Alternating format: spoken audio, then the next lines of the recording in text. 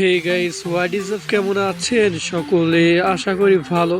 আজকে আমরা দেখব বাংলাদেশের হয়ে সর্বোচ্চ ছক্কা হাঁকানো সেরা 5 জনকে। বাংলাদেশে যেমন ডাক বাবা আছে, তেমন ছক্কা বাবাও আছে। সর্বোচ্চ ছক্কা হাঁকানোর 5 নম্বর তালিকায় সুমাইয়া সরকার 233 ম্যাচে 158টি ছক্কা হাঁকিয়েছে। নাম্বার 4, 277 ম্যাচে 163 ছক্কা হাঁকিয়েছে মুশফিকুর রহিম। ছক্কা কম পারলেও ভালো মানের পেলার। নাম্বার 3, 334 ম্যাচে 208টি ছক্কা হাঁকিয়েছে রিয়াজ ইনিংস উপহার দেওয়া বিস্ময়কর বালক মাহমুদুল্লাহ রিয়াজ।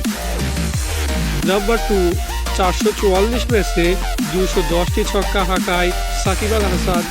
অনেক ম্যাচ খেলছে ছক্কার তুলনায়। নাম্বার 1, দ্য কিং খান, শাহরুখ খান মনে করেন না, তামিম ইকবাল খান। 270 ম্যাচে 250টি ছক্কা হাঁকাতে সক্ষম হয়েছে। গায়েস, আজ এ পর্যন্তই। সবাই ভালো থাকবেন, সুস্থ থাকবেন। আল্লাহ হাফেজ।